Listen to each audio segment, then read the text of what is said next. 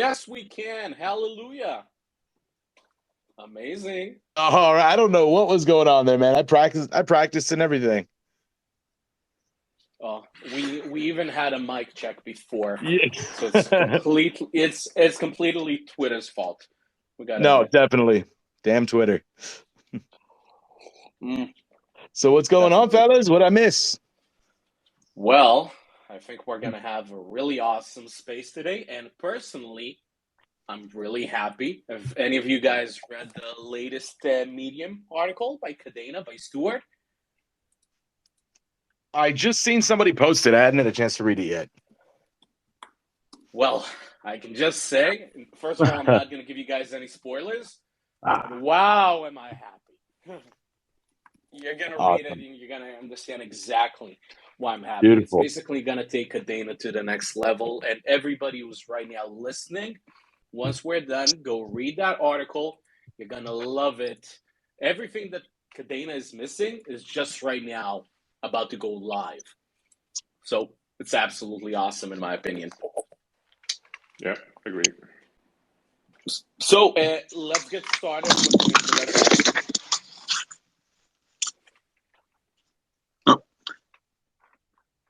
Hello? I think I'm cutting in and out. I don't know. I missed that last part. One more time. I'm saying let's start with an introduction. And while your mic is still on, how about you start? There we go. Yep. Well, my name's Adrian Marquez. I am the founder of Docushield, which right now we're about 5-6 months old. And, I'm an entrepreneur. I've done pretty much independent businesses my whole life since I was a kid, and now we're right here in the crypto space. I left the crypto space for a little bit, got into it about 2016, and went off and did some other stuff right before DeFi hit and all the smart contract stuff, and and things got really crazy. So I'm happy to be here. I mean, when COVID happened, came back, and because I opened a restaurant or a bar after doing all the marketing and being in crypto and stuff. And then when I came back from COVID, because I completely immersed myself in the restaurant industry, when we got that little break, I was amazed at just what the space looked like. And then how much growth had happened, and my wallet was looking nice at that time too. Just things just shot up, man. It was awesome. And then got into Kadena just because I was looking for an inexpensive miner that I could afford. And so I was on Gold Shell and checking out a bunch of different stuff and started reading up on Kadena, and it kind of blew my mind. And it took me a while to really grasp how great it was, but I bought the miner anyway. And that was back when it was about 35 cents a token or something like that. And we were getting like 14 a day. Yeah. Too bad I was using it for gas money. But yeah, it just goes to show, you never know, man.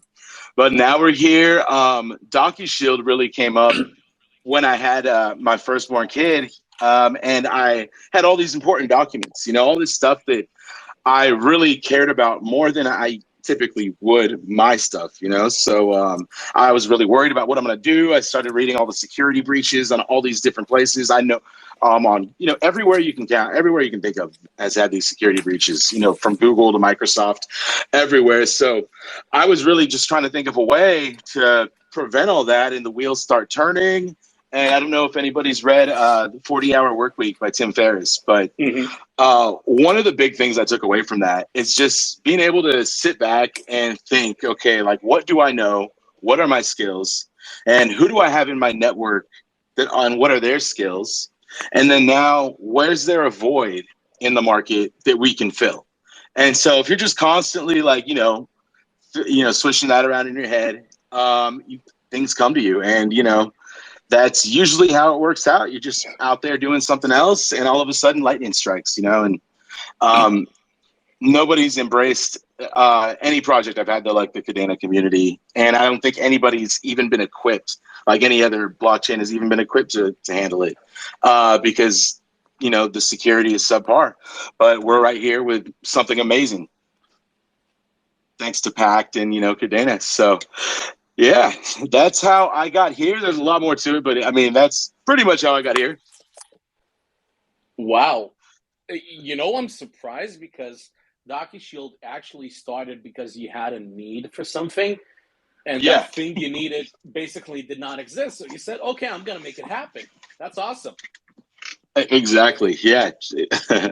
And, when there's a will, there's a way. I'm a front end developer, so I know my way around it. I've done marketing as a profession for over 10 years. And so, I mean, just all of that. And then I just had to really network with some good back end devs. And now I'm trying to dive into it and really learn Pact, because I think everybody's learning Pact together. Like I think we were talking about earlier. It's like there's no seasoned really Pact devs. I mean, maybe Thanos and but really we're on the same road right now, trying to get it going, trying to wrap our heads around it and see what it could do. And yeah, I'm really impressed with what I see and with what's been going on.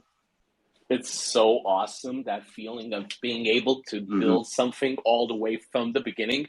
It's like the early days of blockchain, where this is like this type of uncharted territory, and you're just saying, okay, what can we do with this? So it's exactly the same thing, but evolved. And I love how, to an extent, the Kadena community, together with Flux, we're segregated to an extent from all the background noise. I love that feeling. It's so awesome. No, absolutely, man. Feels like a whole other world over there. No, that's Oh, yes, it is. Alpha Slayers, would you like to introduce yourself?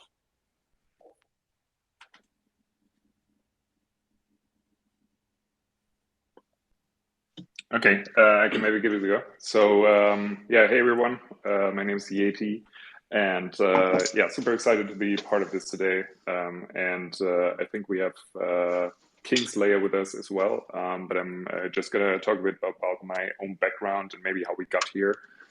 So I've worked on a few VC-backed and also bootstrapped software businesses, and kind of got into Web3 when I understood what it means that computers can keep commitments on their own, other than people seem to like doing. And then I just got dragged deeper and deeper into it. And when I first discovered Kadena, it was honestly a really tough ride for me, because I had written off proof of work, to be honest, and I think it might have been a similar experience for some people here. But there's especially like when you're coming from this whole narrative of proof of stake and so on and so forth is the best, and so and you can also make that scale. Then it's kind of hard to embrace this whole part, right?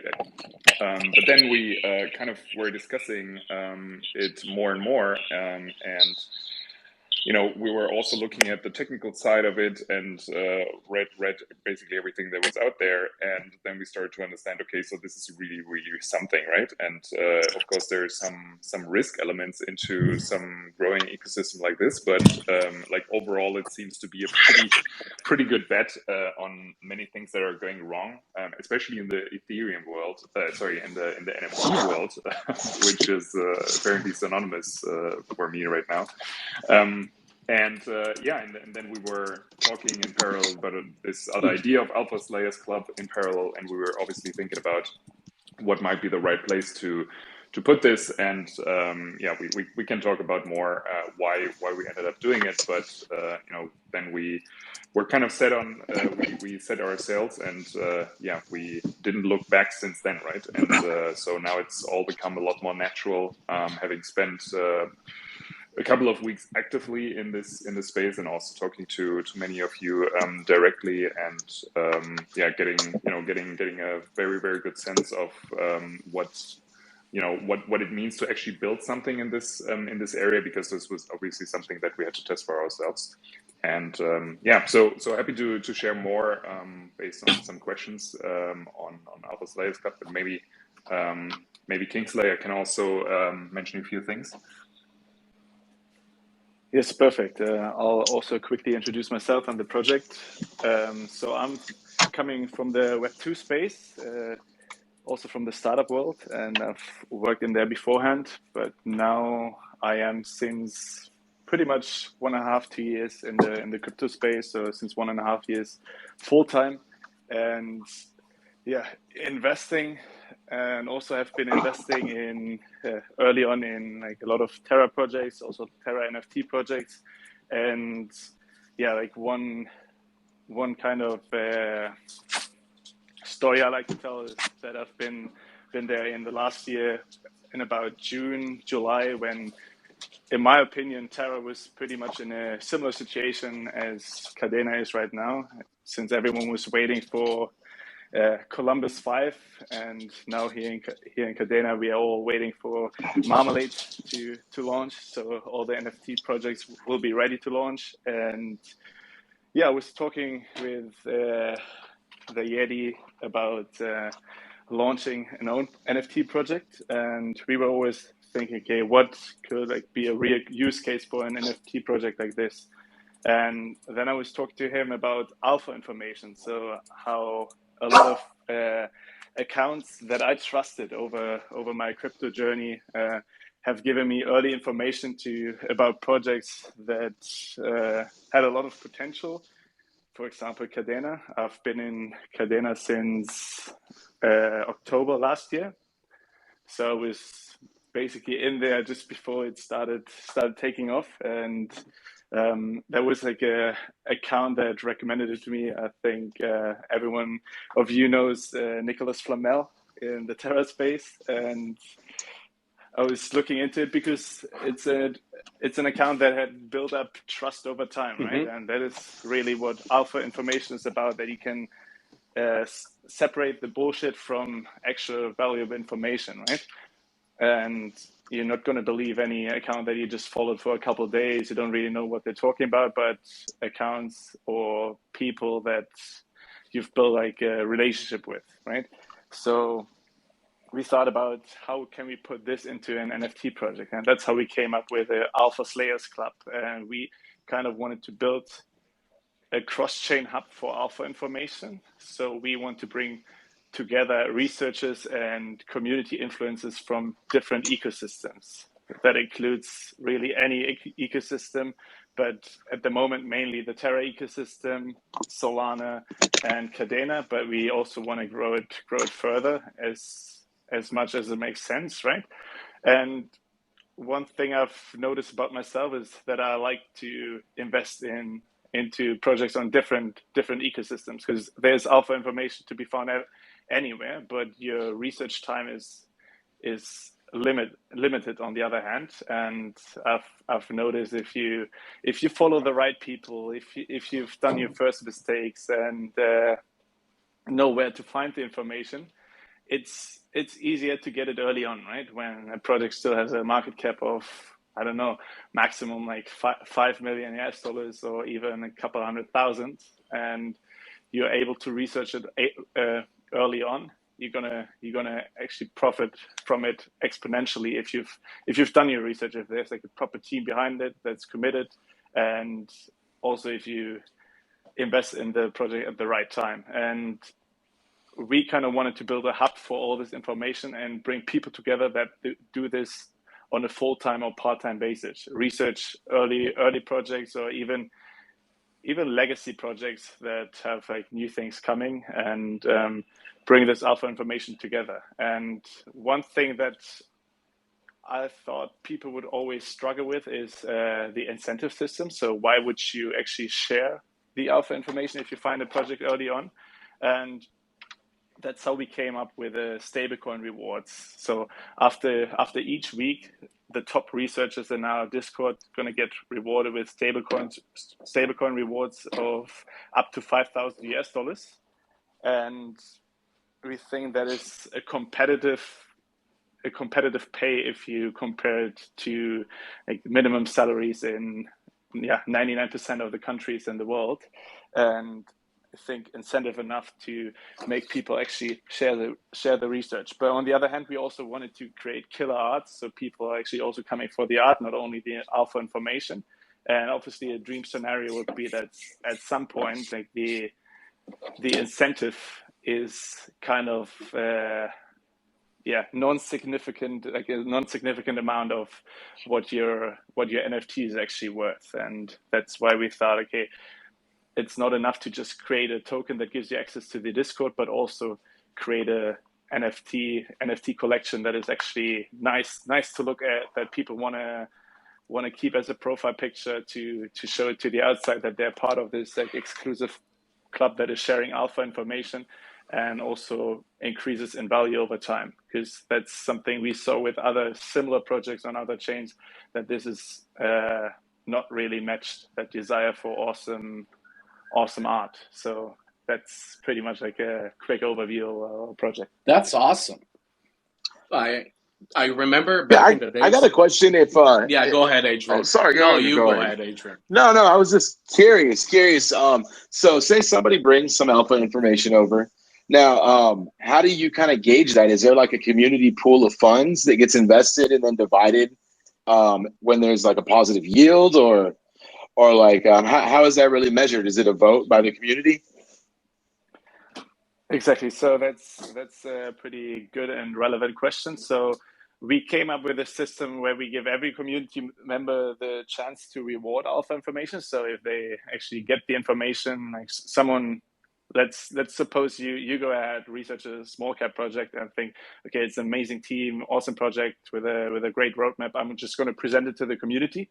And then other researchers who have a lot of experience in the crypto space, right, have the chance to have a look at that project just by your indication of it. And then they say, okay, this is actually, he has a valid point, and this project has a lot of potential. Or they say, yeah, actually, I think you're missing like this certain part of the project. I don't know, have you had a look at the tokenomics?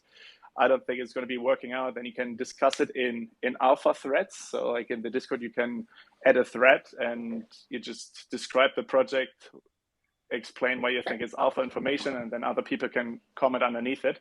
But mainly people can reward you with tokens in emoji form, so they can react to your tweet and reward you if you actually deliver good alpha information. And in the end of the week, the top threads, so the most rewarded threads, are going to get paid out in stablecoin rewards. And obviously, there's like the follow-up question: how do we avoid people actually gaming the system and inviting bots to the Discord and rewarding themselves with the token? And yeah, there's like plenty of mechanics on how to avoid that. So you could either like filter out people just rewarding their like own posts, right? So like you can just track which accounts are rewarding which posts, and is there a connection between all of them? Are they all like active for a long time on Discord already, or have they just been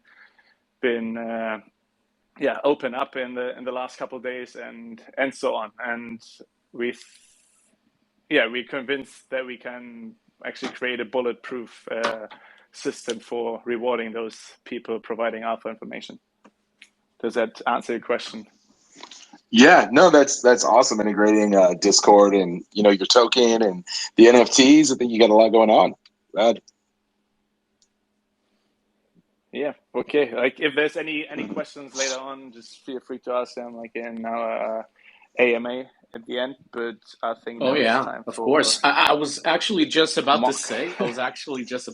That I remember all the way back where investing in crypto was so damn easy. Like you could just choose whatever asset weight and you were gonna make money. But things changed ever since then, because the economy started becoming so polluted with garbage and garbage investments that it's so difficult to gauge what's actually worthwhile and what's not. And I remember spending all of those hours researching good projects and trying to find early gems to be investing in. And I'm just thinking, okay, if I had this community that I could have shared all of this alpha with, and I would have been rewarded both by receiving proper information or actually cash payments, when I'm the one that's providing the alpha, it would have been so awesome. Now, to add on the second thing that you mentioned regarding the emoji, that's so awesome being able to interact in such a way and basically provide a really simple way of voting. And I would recommend checking out CADX and how it is that they're handling it. They're using vibes in their CADX AMA system, which is extremely simple to use, and it's awesome, and it's all on chain. So I would definitely recommend checking that out, because that might be exactly what it is that you need to make sure that those specific features on Discord are bulletproof and they're not hacked. Yeah, amazing. I think that's a valid point. I've already heard of the vibes of CADX and how they actually have experience with building communities and also rewarding community members, right? And yeah, one more point to add that I maybe forgot. There's like lots of like different personas in the crypto space, right? Like the ones who basically landed yesterday and want to find like the new like moon coin and really easily influenceable, like by I don't know, some moon boy accounts on Twitter, and they buy in every shitcoin. But basically what we want to be like a hub for like really all personas in the crypto space, right? Like there shouldn't only be researchers inside of the Discord, but also like people who just want to get valuable information that they can trust. And so like our NFT is basically your entry ticket to all the alpha information. And if you want to get paid inside the Discord, that's your decision, and you go ahead and research project. And if you just want to make use of the information, you have to pay the entry ticket of the NFT, right? And I think another point that we wanted to highlight is that like we want to reward people who are early on. So like this is like basically the definition of alpha information, right? That you're going to get rewarded for information that you found early.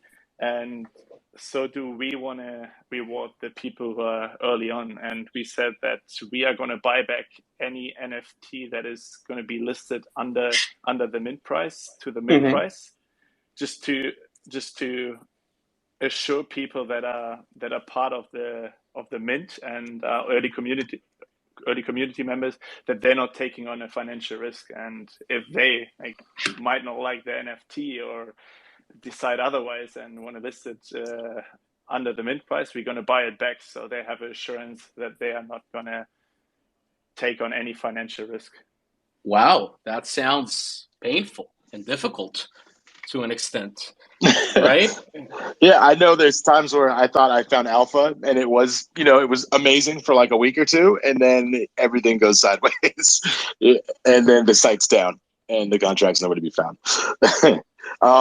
So yeah, I can see it being tricky. Yeah, definitely. Because some of these projects, it's like, it depends on when you get in, how good it is. Like, but no, really cool. And I mean, just everybody putting their heads together and, being able to say, well, look at this part of the contract. I don't know about that, Super valuable. There's researchers, there's technical people, then there's people who just like watch the market in general. And I, for myself, I can say that I think like every crypto investor I have invested in like some coins for fun, right? Just to see, okay, maybe they're going to go to the moon, but I actually didn't know anything. Wonderland. But like every coin and every project that I actually allocate like a significant amount of my portfolio to, you can be assured that I have watched any YouTube video that there is on like of interviews with the founders, with the team, then read the white paper, understood the tokenomics, and kind of know what the roadmap looks like and where the project is leading. And yeah, I think that's really important. And a lot of people also don't know how to do that, so they're going to be benefiting a lot from being part of that alpha community. Just to add a bit on that, I got a habit that when I research a project, it always works in several stages. First of all, if I see something that I like, I just immediately buy a tiny chunk of it. That's just to remind myself to follow on that later. And it exactly happened like that with Kadena. I suddenly saw a question, I think, on Reddit, like, what do you guys think about Kadena? I went for a second to CoinMarketCap. Oh, amazing, a layer 1. I bought like a couple of grand of Kadena. 2 days later, I think it was a weekend, I swear to God, I haven't slept at all, maybe for like 3-4 hours a night. I just went full on research on Kadena before deciding to ape in a massive portion of the account with an idea of, okay, I'm going to DCA a ton into Kadena over the next several months. And it was incredible. I just love Kadena. Yeah, I think that makes a lot of sense, right? Like that's if you don't sweat the small amount that you invest in the beginning, just to remind yourself. And I think that's also what I did in the very beginning when I first heard about Kadena. I thought, like, okay, on the first look, that looks really, really interesting. I'm just going to invest a chunk, and then over the next days, I just couldn't stop researching the project and kind of like know everything about it. The days, and that's when I allocated a bigger part of my portfolio to it. But yeah, let's make the transition to your project, and you give us a quick introduction. I think you haven't spoken yet, right? Amazing. Mach is a GameFi protocol that's currently being built on Kadena. We have been building ever since November, I would say. And it's funny because, Adrian mentioned how his project came out of a need. He saw a physical need around him that he is personally missing. And he said, okay, I'm going to build it. For us, it went completely the opposite way around. I never imagined building something like Mach. I never imagined actually building anything, because why would I focus so much time, energy, and resources towards building something like Mach? But then Kadena came, and I saw, okay, this is an amazing blockchain, and things are rolling extremely well over here. Why not? So I called up my partners, and I told them, okay, remember when you guys hassled me about building a project with you?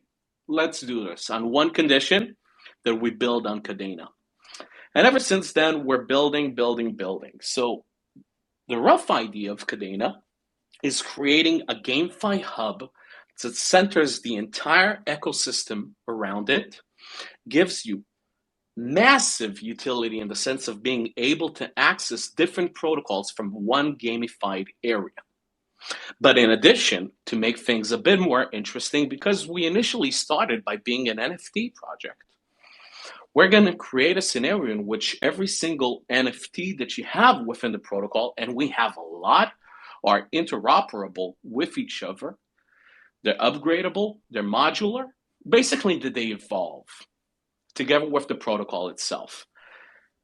And I gotta admit, I'm extremely surprised, because leading a project like Mach, together with projects like Alpha Slayers Club and Docushield, is so much harder than most people would imagine, right? Like, nobody would tell you it's gonna be so difficult to do something like this.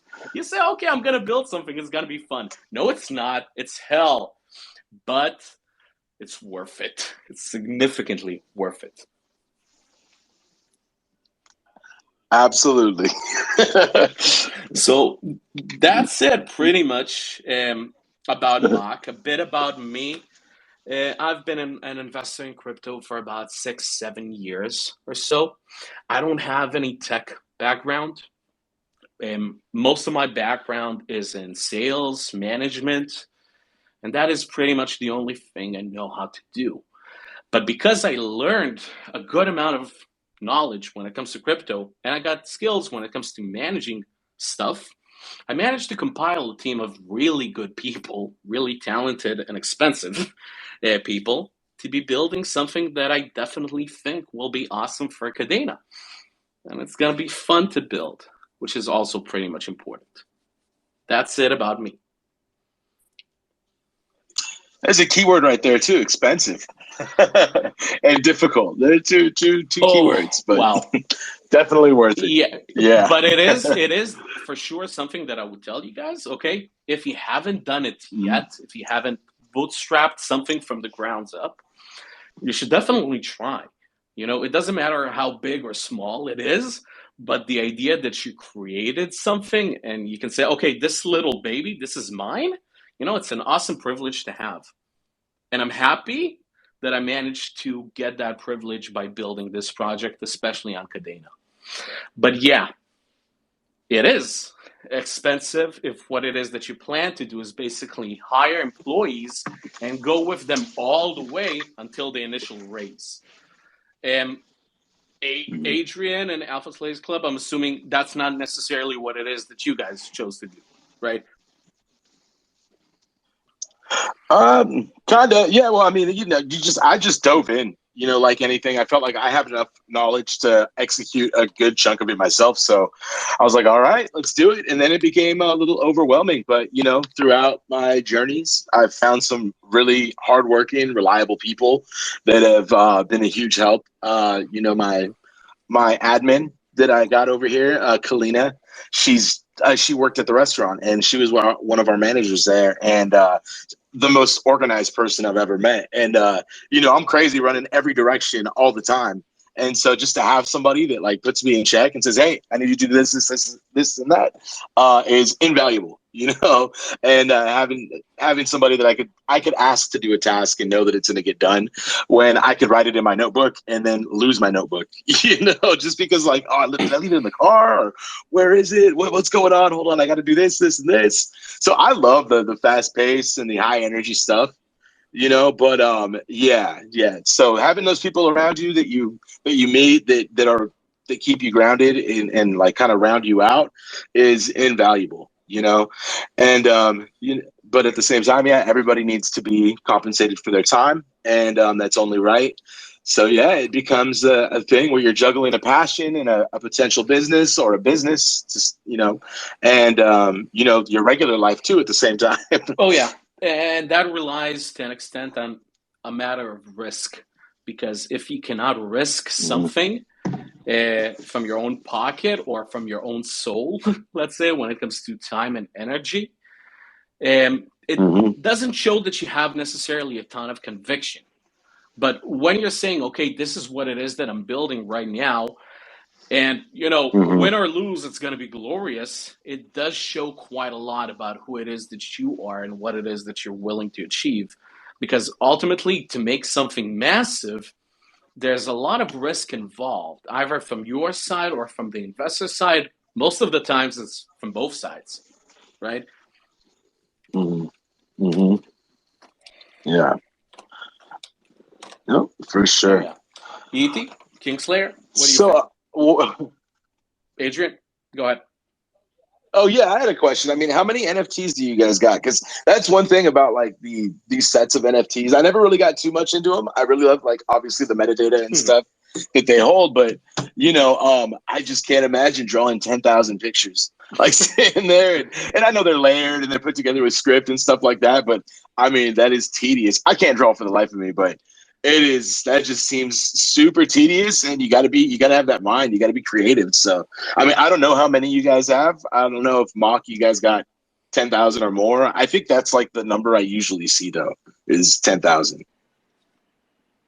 Yeah, we get 10,000, for example, and yeah, it's a lot of creative work, but I mean, it's kind of like a collaboration with our community, right? Because we always do these artwork competitions of like people coming up with new ideas and what we could create. And yeah, I think it all depends on what you want to build, how detailed you want your collection to be. And I can say from our side, like we want it to be killer art, and also be like very detailed, so people like don't like are not going to be disappointed after the mint and see, okay, they all kind of look the same. Like we want to have we want every single NFT to look amazing, so like that even number 10,000 in rarity is going to think, okay, like I would like to have that as my profile pic, and not going to be disappointed, because that's something that I've noticed in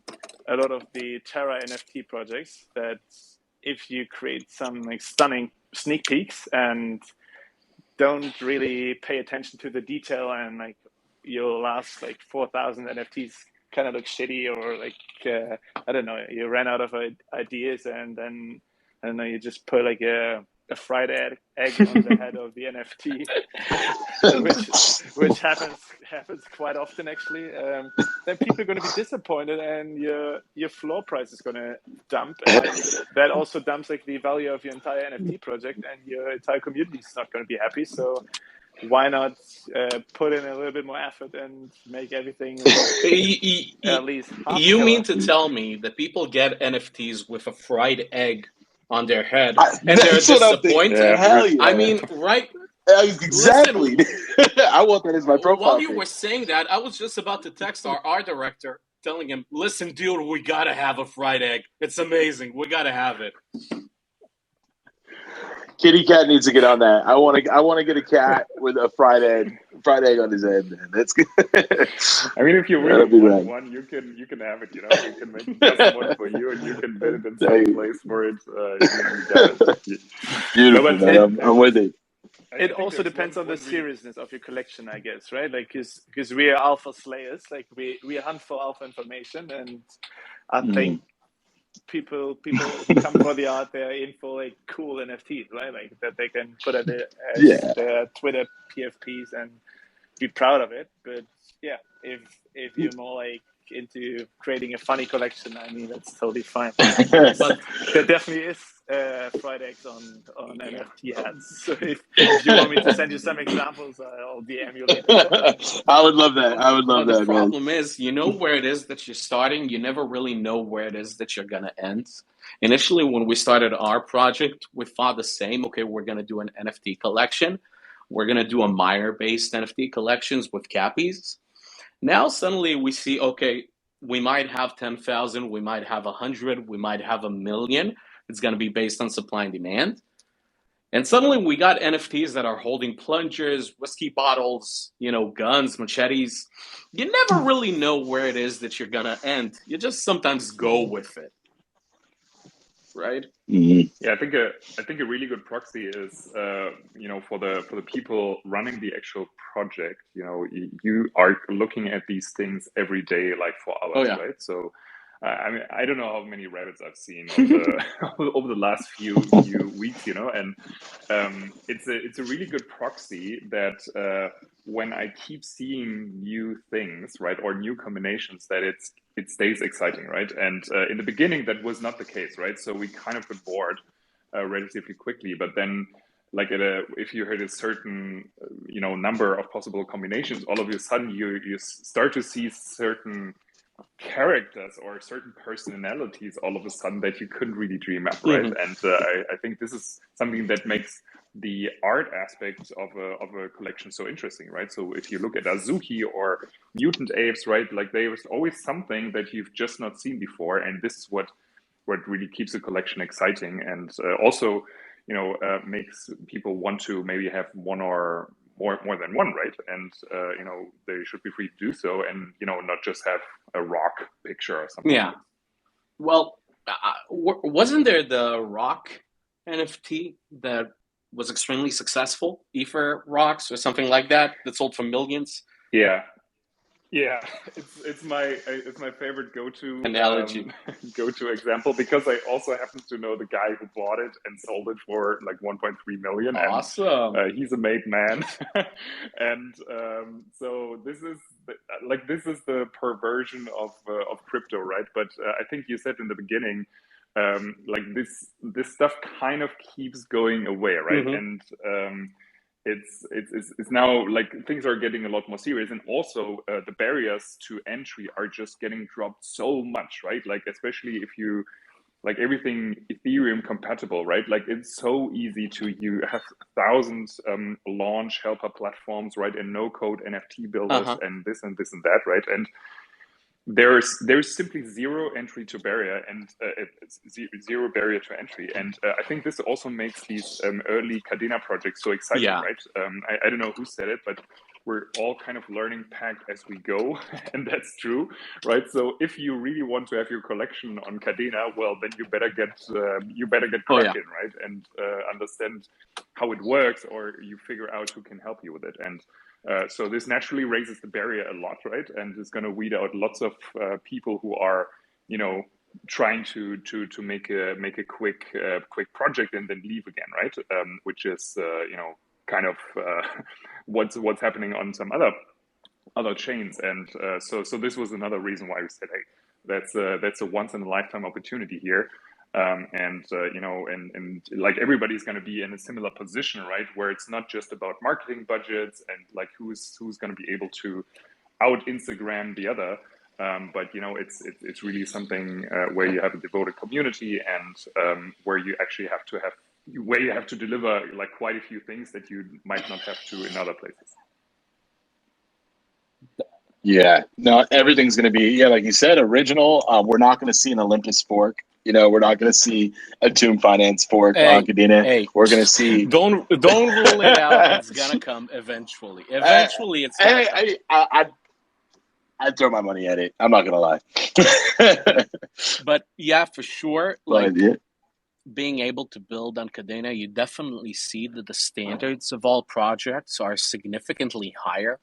Because the barrier of entry when it comes to developing with Pact, you got to be extremely committed to decide to build on Kadena at this stage. But that is definitely rewarding. Like you can see all of these projects and wow, they're going to be successful just because they're the first, right? And because right now things are uncharted to an extent and they're difficult to an extent, it's definitely going to be worth it for everybody involved. That makes me happy. Absolutely. So I was actually curious too about your metaverse that you got going on. So those are moles, right? They are not moles. They are not moles. And I'm going to ask you to apologize, Adrian. Adrian, I'm going to need you to apologize sincerely. Not to me, but to entire Cappy. The little guy looks like me right there, dude. I'm going to stop guessing. You tell me. It's a capybara. So first of all, they're capybaras, and they are the official old school OG symbol of Kadena. Just to clarify. Now, you made me look like a fool. You should be ashamed of yourself. You were saying something about Metaverse, right? Yeah. That's what I was on your beautiful website, man. Whoever designed that is, but I was going through it and I noticed there's some Metaverse aspects and your designer just killed it. It's great. But anyway, please proceed. Okay, so I'm gonna tell you a few things that are gonna be surprising to an extent. For example, before you guys were talking about art and beautiful collections and high quality stuff. So I'm going to start by saying that I'm the least artistic person ever. More than that, I do not really care to any bit of extent about art. Art does not excite me. Art does not move me in any way. I do not necessarily care about having a nice looking profile picture. That's just me. I'm cold and hollow in that regard. But can I say something? Of course you can. I think your profile picture looks pretty amazing. I would spend some KDA on that. Well, we hope that many people will feel the same way, but not necessarily because of the art. If you want to buy it because of the art, go ahead, do so. Awesome. That's why we invested so much in bringing a good art team. Right now, we got 5 people in our art team, right? To that level, we got an art director, we got game designers, we got an additional guy right now to be helping us out. Okay, we recruited him from the community. But we did all of that because we wanted to have a good level of art to satisfy people that are into art. But me, myself, I really could care less, to be honest. Now, when it comes to NFTs, I do want to state that we're not going to have one type of NFT. Right now, we're having some considerations, but the mock protocol ultimately will have, at this stage, between 8 and 11 different types of NFTs. Either 8 or 11 at this stage, right? So there could be moles in the future. No. Dude. I'll stop. Go ahead. You should be ashamed of yourself. Yes, technically, theoretically, figuratively, there might be moles. Yes, but no. Our aspect of looking at NFTs, we're aiming to, do interesting stuff with NFTs, stuff that were not done before. For example, we have in-game mines, these types of mines where you can enter and mine in them. We have several types of exclusive mines that you're not going to be able to enter unless you have a specific mining permit. And if you have that permit, you're going to be able to enter, right? Stuff like that, things that are awesome, that are going to give you access to things that were not done before.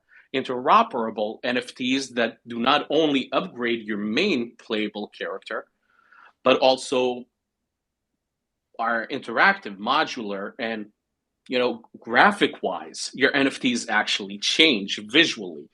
So, you have an NFT, it costs you a lot of money, you're connected to it, but you're bored to an extent because you hate seeing the same old pickaxe. That's okay, sell your pickaxe, buy yourself a fancy, massive gold hammer, and now, voila, you got a new profile photo where you're going to be able to design your NFT the way you want, different glasses, a different hat, things that are going to give individuals and players a bit more interactivity when it comes to the protocol itself.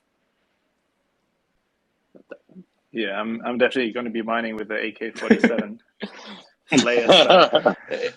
Saw that one. Yeah, that is what I related to. You don't know where it is that you're starting. You have no idea where it is that you're going to end. You just say, okay, let's roll with it. Why not? Let's make things fun. Now, Adrian, you asked about the metaverse part, right? Yes. Okay, so I'll explain. The entire idea of metaverse, in my opinion, to an extent, is broken because we saw so many individuals run projects of metaverse that ended up being complete and utter failures, right? Because what's the ultimate idea of a metaverse, the way we see things right now? Okay, you got yourself a VR headset, and you walk around, you do stuff in an online fictional world, right? But the reality is that existed ages ago. It still exists right now, but not necessarily in a blockchain form. So how does blockchain, to an extent, upgrade it? The reality is, no, it doesn't. I saw a while back like this shopping, pharmacy shopping metaverse, in which you can walk around with your card and basically buy yourself, I don't know, shampoo. Why would I want that? Right? I wouldn't. I can just go online and order whatever it is that I need. So to an extent, things revolve around hype. And we could care less about that hype. When it comes to us, when it comes to building our own metaverse, we wanted to build a metaverse in the sense that, okay, these are the things that are fun to us. These are the things that are going to make us happy. And these are the things that hopefully will make our clients and investors and players also happy. And that means taking the idea of metaverse and simplifying it. Because the more we simplify it when it comes to, let's say, graphics and interactivity, the more we can focus on the fun aspect of things.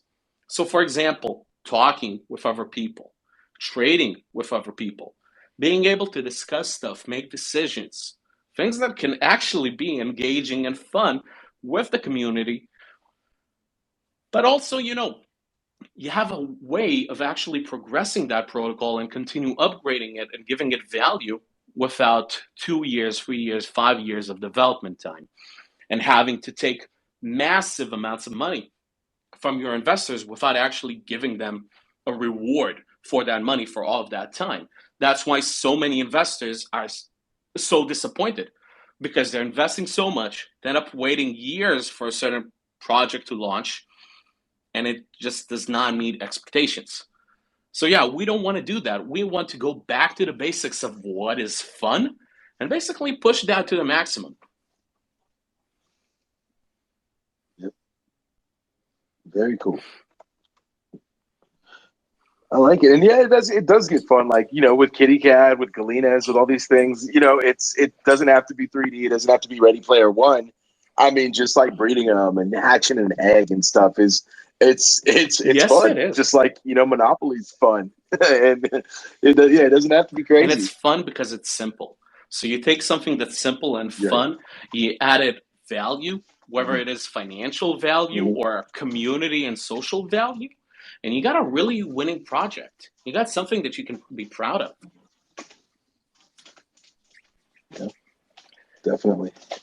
Yeah, I think that's also what most of the NFT projects are kind of missing, right? Some sort of depth that goes beyond like I don't know, like some breeding narrative or something, or some kind of like increasing the value for NFT holders by dropping another collection. And I think you kind of you're kind of on a good way, like, to achieving that. I think your ideas are quite amazing, and your project is also quite different from like the regular NFT project.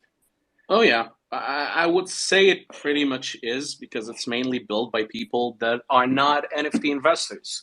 So we're taking the entire reason Yeah. of why we do not invest in NFTs, and we're adding them to NFTs, right?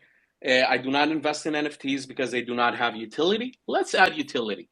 I do not like NFTs because they're boring and they're fixed. Okay, let's see how we change it so NFTs can actually evolve. And you know, the good thing about that is because Pact actually gives you capabilities that do not exist anywhere else. And that's amazing. Being able to do those things for the very first time, it's like more than being an innovator. It's like being a pioneer. And because we're amongst the first that are building on Kadena, all eyes are on us, for better or for worse. Yeah. Right? Yeah, and it also sets a standard to like new NFT projects, right? I think like the higher the quality, the lower like the opportunities for like rug pull projects in the future. Because I think that's something that we've seen on Terra, that there's like, in comparison to Solana, for example, there's like a very small percentage of actual rug pull projects, because the Terra community is like so tightly knit that everyone is kind of on the lookout for each other. And I feel this is pretty similar in the early Kadena community right now. And yeah, really, really nice to see, and makes me also proud, like, being a part of it like so early on and being able to build something here. So yeah. But just to move this like conversation into like kind of like the topic of this discussion again, what were like your main challenges in your early days, like when you just launched like the project? Did you have problems getting traction early on? What would you say are the like main 3 points that you struggled with? Question goes out like to both of your projects, because we're like pretty new to the Kadena space, and yeah, I think if we know what that is, we might be able to avoid some of those. Wow, that's a difficult question. For me, it's difficult for several reasons, because they're asking me what were the most difficult things like 4 months ago. I don't even remember what was the most difficult thing yesterday, because, you know, building something like this, you move so quickly, or at least you have to move so quickly, that you don't really have time to focus on, okay, what's the challenge right now? You just gotta, you know, focus on whatever it is that's happening right now. But if I would have to say, when it comes to challenges, I'd say the main first thing is this organization, like not knowing what to do and when, or what to focus on, and being able to properly organize. You know, Adrian, just like you spoke about, and remind me her name. Mm-hmm. Kalina. Kadena. So yeah, exactly Kalina. how you spoke about Kalina, that what Kalina did basically organized everything for you. That's perhaps, in my opinion, one of the most important things. Like the amount of files and Excel spreadsheets and groups and softwares that we have. We got Monday, we got Slack, we got a Google Drive, we got Miro, we got Todoist, we got so many different applications to try and force things into order. It's insane. But, you know, you got other challenges such as money, okay? Money is a very, very big challenge, especially when your project requires a lot of resources to be constructed. Mm-hmm. Yeah. No, absolutely. And I've done projects before where, you know, it's just all out of my pocket, and I go on Fiverr and try to weed through, you know, the best people to help me out, and, you know, things don't always go as planned, and there's sometimes it's out of your control, so you'll lose half a year, because things just kind of slowly dissipated because, you trusted somebody to do one thing that you paid them for, then they don't, or whatever the case may be. But so far, I think with this project, I think the hardest part to answer the question has been stopping. Like, really, there's just always something to do. And I'm literally always in front of my computer. I mean, I love what I'm doing. I'm not complaining about it. My girl doesn't like it so much that I'm always on there, but yeah, everything else is like, besides like my kid, everything else has gone by the wayside, and it's just hard to stop. Like when I'm out, I'm thinking about, okay, what am I going to do? What are we going to implement? All that stuff, just to, yeah. I mean, I guess we're just all in growth. Try to see the positive side of things. Like you're in crypto and you got a girl. Right. I don't think that's gonna last in my case. I think 2, 3, 4 months like this, and I'm gonna lose my fiance for sure. Perhaps one of the most difficult things was the change when it comes to my personal life, which are currently pretty much non-existent. Ouch, that's painful. Yeah. And I want to do a follow-up on Kingslay's question. What are the main challenges that you have right now? Like, you're not in the beginning anymore. You're public. People know who it is that you are. What are the main challenges you have now? Yeah, I would say like the main challenges are getting traction in, like, on Twitter, on the Discord, and I mean we've got the first couple of people in, right? Like we had like about 350 members right now in the Discord, which is like not bad at all, right? And I think everyone is kind of on the same page because we've done a lot of these Discord voice chats as well, where we explained our project to them, and also like some Twitter spaces, just to have everyone kind of like on board with our vision, because we think like building this core community is very, very important for our long-term growth. So like people from the core community, we call them like the OFGs, they're going to be able to actually introduce newcomers to our project, and in the end you don't have to do all the work yourself, right? Like over and over talk about it, because people actually know what this project is about and can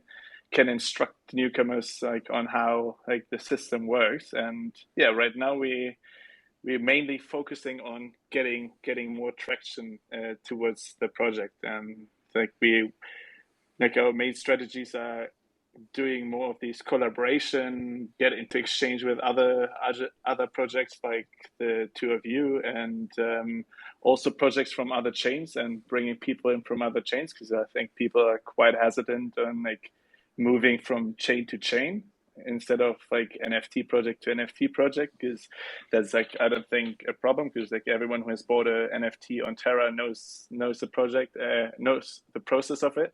And it's going to be quite easy actually switching to another NFT project and looking into it. But actually switching from another chain to Kadena, or actually having a look into it, I think it's more challenging convincing people like to come over. But I think we're feeling there's like we feel there's getting like some traction onto the project, but I think we have to create actually some hype around it, even though like that's not what we're about. Like we don't want to have these grinders in our Discord and just create like a whole lot of buzz around nothing. Like we actually want to create these like alpha threads and get people like to post those alpha threads and research information, and then create the hype around it, because we actually want there to be some like underlying value like from the beginning onwards. Oh yeah, definitely. Yeah, getting the traction, I think, would be my question towards you guys. Like, how did you manage that in the beginning? Well, I don't know. I don't think we have a lot of traction yet. I think traction is something that happens naturally over time. I mean, we have received, I think, so far, about 200 messages from influencers, NFT promoters and stuff. And we can't afford it, right? We can afford to pay the amounts of money that some people are asking. And it will definitely boost our community. But I don't want to do that. I don't want to have a, hollow based community, because what does that mean? That means ultimately that everybody who is under our channel is expecting something immediately. And we don't want to provide anything immediately for people. We want to create a system that builds value, and over time, the value continues to expand. And only if you create something like that, you're going to be able to confirm that your project is going to exist 5 years from now, and it is as beneficial 5 years from now as it is the first day it launches. So gaining traction is not something that is necessarily concerning for us, because we haven't really focused on that. We are doing some basic marketing in the sense of, giveaways, promotions, contests, but that revolves more around rewarding our community that we currently have and basically having fun than just, forcing our way into growth. I'm specifically interested about Adrian because, us and you guys, Alpha Slayers, were pretty attractive projects because, NFTs, GameFi, that's the hype right now. But Adrian actually has a real world utility project, and I'm really interested in how that works towards marketing something like that is significantly important, but is not as shiny to the common individual that's looking for investments in crypto Twitter. Yeah, and I kind of think that's why we fell on like the perfect chain, because Kadena is a place where they are looking to the future and people are looking at utility, and not to like kiss everybody's ass or anything, but like if you look at the white paper and you're looking at all these different shards and you're looking at all these different the way it scales and stuff, and you really sit there and try to decipher it and wrap your head around it, you're already past where a lot of people would go. To even be here in the Kadena sphere, like you have to go download the Zelcore wallet. Well, before, like you have to put some effort into it. You're not just looking for like, okay, where am I going to get a 12% return every day and then get rugged in a week, So I think it just worked out perfect for us. Not that we even have that, that much traction. We're still working on our first 1,000 followers, but everybody's been super receptive. The community has embraced us. Big shout out to our moderators on Telegram and Discord, who are right now volunteering their time, really, and I appreciate the hell out of that. And they're just helping us. And I think just that real world use case. Back when I got into crypto in like 2016, I was stoked on this power ledger, right? It was like decentralized power for people who have solar panels that could sell off their excess power to their neighbor and then get rewarded in tokens, right? And that like blew my mind. And then nothing happened with it. It stayed steady. I think I still have a bag of it somewhere, but it's just like nothing really went off. And to me, it was like a genius idea. But I think now crypto's at the place where, okay, we've seen all the DeFi stuff, we've seen all the rug pulls, we've seen all that stuff. Let's find some utility. What can this technology really do, right? And this is just this is the right community to do it on. Like I said, I don't even think I could have done it on any other network, just because they don't have, they don't offer what Kadena does as far as security and the uniqueness of the Pact language and the proof of work and their private blockchain, and then their partnership with Flux, and there's just so many great things that have happened. I'm not worried about traction. I'm worried about building the most secure thing that we can build and living up to the hype of that we are creating, because I believe in it, in every aspect. And I've gone through my protocol, and I've told, I've had people like tell me like what's wrong with this, or people smarter than me that are gonna say, hey dude, I don't know if that's gonna work, man. You didn't think about this, and this. And then I'll feel dumb for a minute. I'll say, okay, let me go back and research a little bit more and see how I can get around that. Oh, okay, cool, the private blockchain, or okay, this type of a contract. Well, does the language support that? It's just really going through and just all the naysayers and everything. There's 1,000 people that are really gonna get utility out of your product, and that's something that's like really rewarding to me. It's just being able to make something that I firmly believe is gonna help, and it's gonna be a juggernaut in the space, because it's just the next level of evolution for what we're doing. Not only that, if I'm not Yeah. mistaken, you already have a live product, right? When it comes to the email inboxes. Yes. I do have a live product that we've secured old school style. It's on our servers. I'm right now trying to figure out how to get it up on Flux. I think that's in the works for sure. Okay. But yeah, that's kind of something to bootstrap a little liquidity. But no, it's what we have right now for the emails. It's just vanity emails. Kadena bull.run, like Kadena bull run. Like it's a cool email. You don't want to have Google or Gmail. But it is more secure. It's really on the level of like a Proton mail. Awesome. The way we've secured the server, the way we put the encryption in there, and the different features we have. So, I mean, that's just really, and I've told everybody, who's asked questions about it, they're like, oh, well, this is on the blockchain. Do I get coins? Well, it's like, no, this is really just to help us fund. Like, I want to pay that developer and, I can't afford him right now, but if I sell a couple of these, boom, then all right, dude, here we go. Let's get to working. And it's, thank everybody who's bought in one and who's participated. If there's anything wrong, I mean, you guys can hit me up anytime. And, we're going to do what we can to make it all good because we want to have the best products out there in the space. And, so far, everything's been great, man. People have been really excited about it. Some people have sent me back some little like UI bugs and stuff like that. And I'm always grateful. Awesome. Anything you could do to help me, get the product to where it needs to be. And that's just like, that's the best thing you could actually do. Instead of patting somebody on the back, it's like, tell me where I could do better. So let's just take this opportunity to shield you for a second. Guys, Adrian from Docushield has his own, private email that is as secure as Proton. If you do feel like supporting him in his development process, do be sure to contribute. How much is it? 15 Kadenas? It's 88 right now. That's about $75. $75. Or you could. I already got my email and I love it. Thank you so much, too, man. And I really do. Again, I appreciate the hell out of it.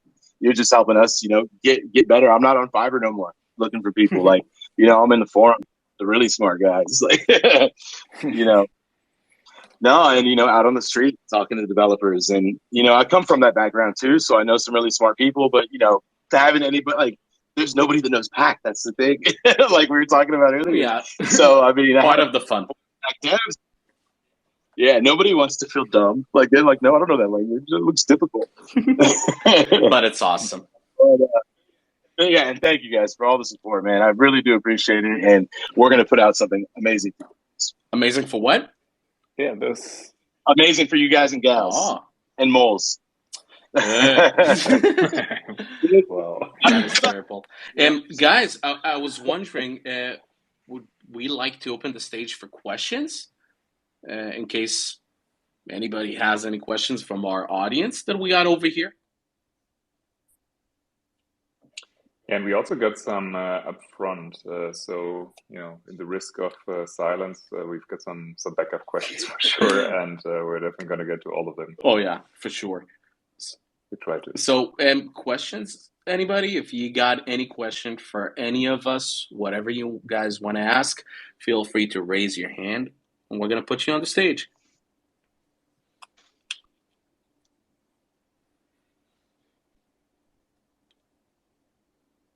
And yeah, while people are considering whether it is they want to, stand up and actually ask something on the terrifying voice chat, I think we can start going over some of your questions that the community asked. Yeah, so maybe we can start with a question for all. So Lazo Skill posted a few to all of us or to the separate projects as well, but one was for all. And here it goes. So your project is only on paper. Nobody heard about it yet. What was the initial reaction when you first came out and reached for advice, and how did that affect future development of your seed thought? Really cool question. Do you wanna take it off? I'm wondering how to answer that question because I'm not entirely sure. What happened with us is that we have been building Mock for about 3-something months before we actually 4 months even before we went public, and once we actually went public, the reaction for some people was like, okay, what is this? Where did those guys actually came from? We did not see anything like that. And it was surprising. But the funny thing is that even before we went live, we went through so many different changes. And when it comes to what is the project that we're actually running, we've had that happen to us several times, and we will continue to have that because the more you progress and the more you learn, Pact, the more things change and you understand there are better ways of doing things. But when we physically came out, things changed because suddenly you're not just the builder anymore, you're also the community manager. So not only do you need to build, but you also got to communicate what it is that you're doing to so many people. And you always got to be available and transparent. And that is difficult. But it's also a fun feeling, you know, that you actually have people looking forward to what it is that you're building. And you got this type of accountability. And it's a nice mix of feelings when it comes to me specifically. Yeah, maybe we can jump in here because I think in our case this was quite different. So I actually wrote about this today also on our server, but we really looked at this whole project as a startup, right? And so we were, I have to say, quite methodical about especially these early days because we just didn't know, right? So we just didn't know if it was just the two of us having these crazy ideas and having a certain understanding of what it means to bring about a great project, but we wanted to quickly understand if what we're doing is making any sense to others, right? And then possibly adjust whatever aspects that needed to be adjusted. So what we had at the beginning was just, an artist that we really wanted to work with no matter what, right? We had an idea for the type of artwork that we could put out. And we also had this concept of this community that we were explaining earlier, right? And then all elements that add to this, the utility that comes from it, right? And, this earning potential and whatnot, right? So all these things were kind of in our heads, and this is what we've been discussing about in private for several weeks, of course. But then there was a certain point where we said, okay, so now we're actually gonna commit to this. We're gonna invest time into it, which is obviously the most valuable thing you could put into it, right? In this very beginning, but we're gonna do it. To figure out if there are others who are sharing this belief, right? And this is how this whole OFG idea was born, and so on. And we were actually quite aggressive in getting like certain people into the system early, of which we knew the ecosystem extremely well, and were going to tell us if we were onto crap, right? And so we're glad that we didn't really get our heads cut off. But this was really the whole strategy going in, right? And then only after we had launched, we kind of recollected some of these discussions we've been having on paper, right? And this was one of the reasons why we actually, it's quite unusual for an NFT project to have a white paper in the first place, right? Let alone this being the first asset to be released. And but this was really just to basically let the whole community catch up with our thinking on the most critical points. But this was all based on this initial response that we had gotten, right? And I don't know if Lazoscale is still listening, but for instance, he was one of the instrumental people in this whole process because he came out with the most pressing questions, in a very, very early stage of the project, and this really helped us shape everything that we did going forward, right? And there were many other examples, so doing a disservice to everybody else here, but this was I think quite different than compared with what you were doing, right? And I think you started out with a really cool idea, and then you just went for it for 3 months. And I think that for us that wouldn't have been a discussion, also given a little bit of time pressure with Marmalade coming out, right? Or not, you don't really know. Oh, you do. Marmalade is out pretty much. we know, but at the point in time when we started, it wasn't also clear, right? And like when are things coming, right? And when are they going to be ready for development? So so all we knew was, okay, let's hurry up, right? And get these validation points in as quickly as we can. It's really one of those things of, okay, we'll just cross that bridge when we get to it, but let's make sure we move extremely quickly because maybe it's sooner than we think, right? Yeah, exactly. And so for some other things we didn't have any doubts on, right? So I mean, worst case, I'm gonna drum up my terminal and I'm gonna write the damn token contract, right? So there wasn't really anything where we said, okay, so this is something that we are not going to be able to handle, right? And the same goes, by the way, for the scaling part, right? For the extraction part, this isn't something that is taking us sleepless nights, but it was just not a priority for us up until this point. But we recognize that this is one of the many balls that you have to juggle as if you're trying to run a project of this type, right? And we thought, okay, so then there is a point where you actually have to start, right, where the uncertainty seems unsurmountable, but then at some point you get your early validation points in, and this then really shows you, okay, at least one other person likes it, or 2 or 3 or 5, right? And then all of a sudden you have this motion going on, which is super rewarding. Waking up to 20 odd Twitter notifications every morning, and or reading through the general chat on Discord for like 20 minutes is quite an amazing experience compared to maybe 3 weeks ago even, right?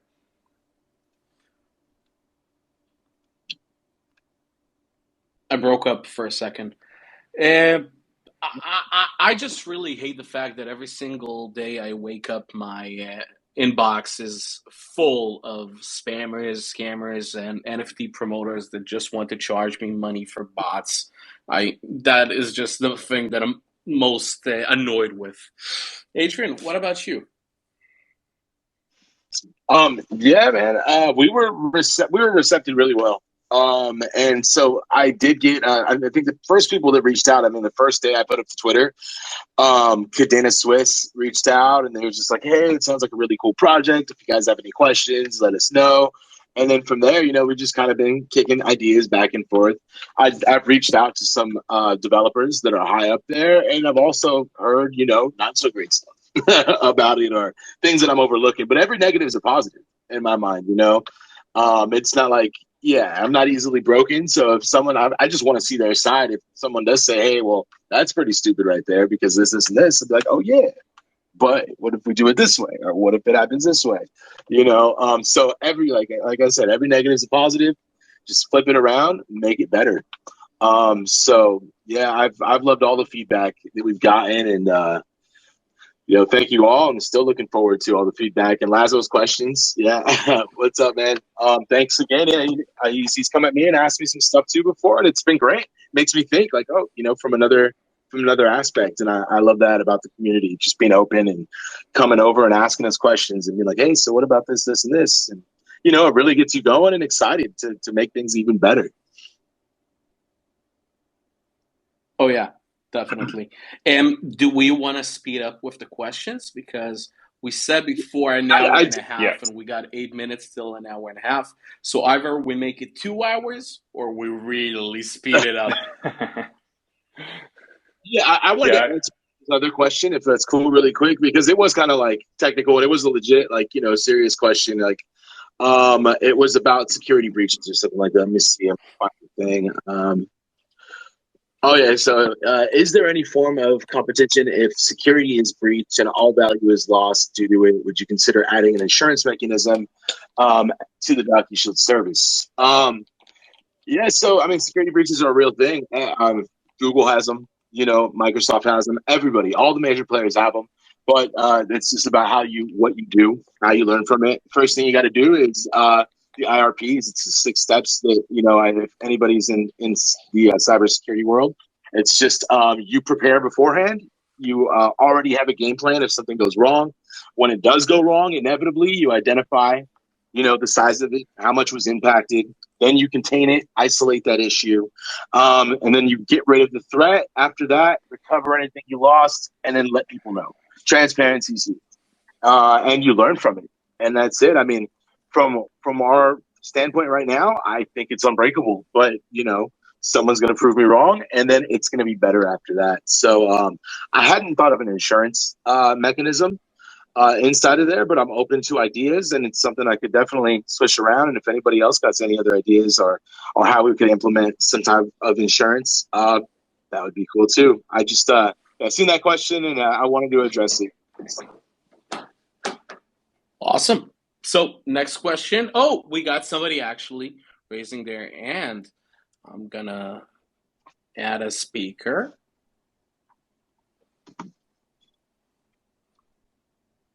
Let's see.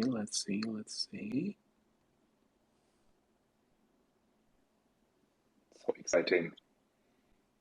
I think I added him as a speaker, but now he disappeared. Sorry, guys. This is the first Twitter thingy that I'm running, so I have no idea how to manage it. No, you did disappear. Yeah. Oh, he did. So Beautiful. If you're still listening, you just request to speak again, and there you are. Actually, no, it's somebody else. It's Cad. It's a Cad different one, Dad. yeah. Amazing. I'm gonna add Cad Dad to speak, and then we're gonna add Seawolf. Cad Dad, the stage is yours. Just unmute yourself. Yeah, what's up, guys? Can you hear me? Yes, we can. Hi. Thanks for coming up. What's up? Awesome spaces, first of all. But I was just wondering, this is a pretty broad question. I also joined late, so if you addressed it earlier, just let me know. I can go back to the recording. But I was just wondering, from a developer perspective, how has the overall experience been with Pact? Okay, who wants to answer that? Who wants to answer that? Say for any other learning experience, man, it's been, I've been wanting to punch a wall sometimes, and then when you finally get something right, you're like, oh damn, that's awesome. It's a roller coaster, man. But I feel like that I struggle with every language that I learn, to be honest. Like, I don't think it comes naturally to me, but you weather through it, man, and that's part of like what makes it fun, I think. Yeah, I think one thing that is much more required is actually the community support, right? So if you look at more mature languages, you have all kinds of supports, and you simply don't have all these different angles in Kadena, right? But on the contrary, at least you have some people, who are more than glad to help you out if you're asking some reasonably thought through questions. And you don't get that with TypeScript. Oh, yeah. You're pretty much alone over there. I'm going to give you my 2 cents. A while back, I had this AMA in which I said, I'm not a developer. I don't understand Pact. I tried to understand Pact, and I sucked. I could not manage that. And Mike, who is our lead Pact dev, told me, what the hell are you talking about? You cannot understand Pact. Come with me. So he took me online and he helped me to open myself up a Chainweaver account. And he gave me this 5-10 minute step-by-step instructional. And holy cow, it's really not that difficult. Suddenly I see myself in Chainweaver, exploring modules, right? Being able to call functions. And it's really not that difficult. But the thing is, when you start to develop on Pact, not all resources exist for you in a way that's comfy and organized. So there's a lot of pushback that you're getting trying to access all of that information. So 2 things. 1, don't quit. Continue doing so, because there's going to be a lot of people that are going to help you out. And once you get past that, it's going to be awesome. Second thing is, soon enough, we're going to have the Kadena family give us a whole new list of documentation, because this is the time right now where we as builders need to step up and start building things. And Kadena is going to provide us everything we need to build properly. I'm sure you guys seen that we're going to have a grants program coming up soon, and a new list of documentation that will definitely help so many people to get towards building. And I definitely think that will help jumpstart the ecosystem. Yeah, no, it's awesome to hear from from a developer's perspective. I was also wondering, it was just released like earlier today, so I don't know if any of you had a chance to read it, but the Medium article released by Stuart. I was wondering if any of you read it. What are your impressions of the changes? If you had, did it spark any ideas from a developer perspective on how you could implement things into your project? Okay, so I'm going to comment on that. When we started the space, this was the first thing I spoke about. I was so damn excited when I read that Medium article. I did not expect changes to that extent, but wow, like having the X chain and the Pact cross chain. Just imagine the fact that right now, if I'm a developer and my protocol becomes congested, I'm capable of creating cross-chain transactions for users within my protocol. So Mock, for example, can be using 50 different chains, and you as an investor, you don't even notice that. You're just logging into one protocol. You're doing a single transaction, and to make sure it's not congested, I'm moving the transfer like in 10 different chains. Wow, it's going to be awesome. So yeah, I'm definitely happy with that. Nice. We had another question, I think. Maybe if you want to still ask a question and you're still around, then just ask to speak again. Otherwise, I guess we can take another question, maybe to the mock. I think we didn't have this yet. So adding a second dimension to the NFTs, the physical art, where real jewelry complements the digital art can sure make for a great addition. But how do you intend to deliver such goods since the crypto user mass relies on anonymity while KYC is only required in the IDO phase? Simple. And is privately stored. Pretty simple. We don't. We're not going to do that. We at Mock, we're going to have a lot of very, very fun things to give out to people. I don't want to spill too much, but I will say jewelry is one of them, and maybe other stuff, very, very cool stuff. But those specific physical stuff that we're going to be providing are not going to be directly tied to the game itself or participating within the protocol itself. I can't say and confirm that there's a few things that we're going to be handing out to people in the form of giveaways. And if an individual has problems when it comes to the anonymity of things, that's fine, and everything can be sorted out. But it is just a bit of extra value and fun stuff that we wanted to provide to people. Like, consider it merchandise on opioids. Not opioids, steroids, right? Like being able to provide actual awesome symbols of something that we very much love and enjoy to our supporters. That's really going to make them happy to be a part of us. But yeah, it's not going to be directly tied to the game itself. Maybe in the future, under certain conditions, that it does not contradict decentralization.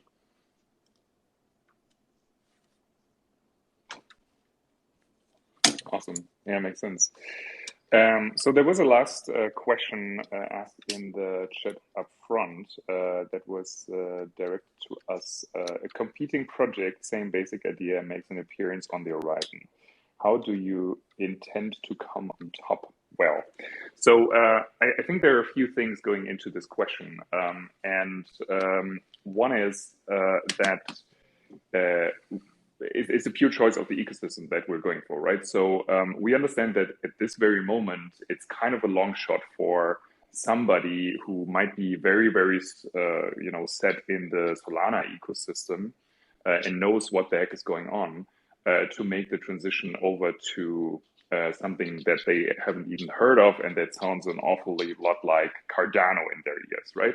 So why the heck would you even do this? And this simply plays back to the long-term horizon that we have on the Kadena ecosystem as a whole. And since we're not planning this for just a few months, but since we want to build something that lasts, we also want to start with a token on the proper chain right away.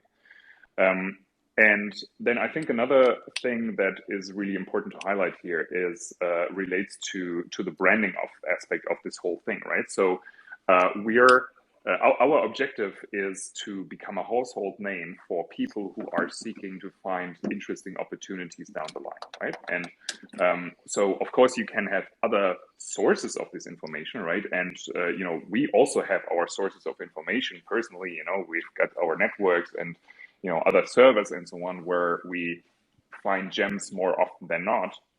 But it's in the end, there isn't this one clear place where you have structured information that is reliable, that is somehow vetted through the community, and so on and so forth, right? And for many people just entering the crypto space, this is going to be relatively sticky, right? And you're not going to hang out in 15 different communities at the same time, but you're going to focus your energy on maybe 1, 2, 3. And use this as your basically as your starting point into this world, just from a social standpoint. And so here we think that it's definitely possible to build up a community, especially when you're early on a chain like Kadena, right? So the combination of these things really play a role.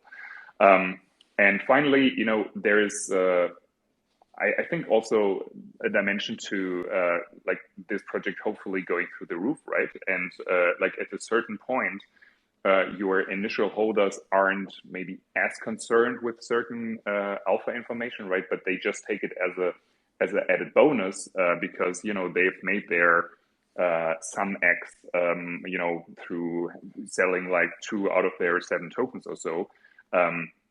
And so they're quite comfortable with it, and they understand what the mechanism is, right? And they simply enjoy the fact that there are some people who are still getting rewarded for putting their hearts into it. And they might occasionally check in, but and maybe it's just for them the better place to hang out and to get to this information. But maybe it's simply not necessary, right? This is actually the ideal state that we want to have, that we have lots of holders who may not care as much about this whole alpha part, but it's for us, it's really a way to break into basically get this community going, right? And also give certain people who are hunters for certain things, give like a reason to come, reason to stay. So this is, I think, another aspect that is important to point out here.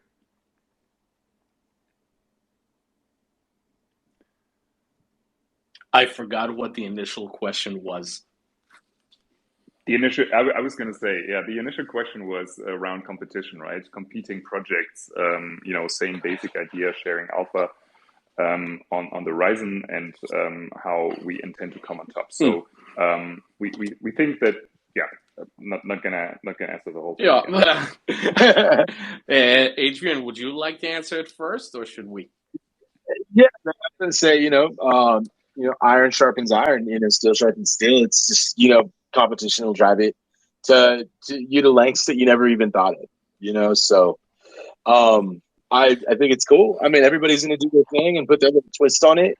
And how many, in my case, how many cloud storage services are there? There's tons. Yeah. But, walking in there, but we're, different in almost every way than them. So, I mean, and then somebody's going to come and see what we're doing and try to do their twist on what we're doing. And, maybe their marketing will be better, or maybe ours will, or maybe their product will be better, or ours will. But anyway, it's just that's how it goes. And that's, competition is just going to make everybody better in the long run. I think it's going to help expand the space. Regarding mock and competition, I'm not really sure how to answer that, because I don't really see mock as having a lot of competition. And if we do, I don't really care about them, which sucks to an extent, because I do really want us to have a fierce competition. And I'm not talking about within Kadena. I'm talking like in general. I want to have this type of fierce competition, because only if you're competing against somebody can you actually push yourself towards being better than them. And it's awesome, saying, okay, I'm going to do something that nobody else has ever done. In that case, I can say that all of us, we have probably the best partner ever in that case, which is Kadena and Pact, because you don't need to stress yourself too much to be better than other folks, because you have everything you need towards being better. You're going to be able to scale. You got smart as hell contracts. So already your baseline is good. The only thing you got to do is just push yourself to not settle in some principles, and you're going to be fine, right? So in that case, I do welcome competition, especially, also within Kadena, because if we compete against each other, but while still being supportive, we're going to be able to raise Kadena to its worthy levels.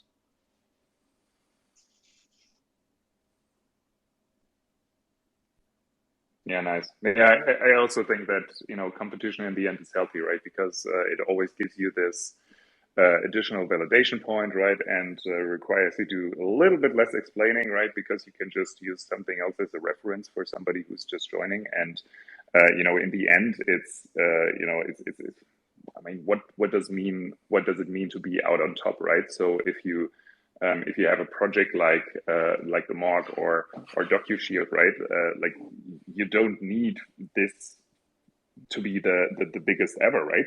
Like you want to have a sizable group of people that appreciate it and that are getting some use out of it. And it's not necessarily all of these businesses aren't really in the area of some people driving others out of the market, so I think especially with something like Docushield, you've got some great players that you can basically look at as a blueprint and learn from them and fix the mistakes that they've made, just as the Kadena team was doing on NFTs, right? And they've seen some stuff happening and seen some glitches that some people may not be aware of, right? But I mean, you can see it in Europe right now. What a handshake and a signature is good for, right? Nothing, right? And then all of a sudden you've got some clusterfuck going on, and the same goes for all the other ones that where you don't have that code-based and math-based level of security, right? And so there's probably a way, even if it's like for extreme disaster cases, right? But there is always going to be an audience that appreciates that level of security, and so why not focus on these people first, and then reap the rewards once the whole world wakes up to something like this. We've got 2 more requests, I see, but sorry, didn't mean to interrupt. Go ahead.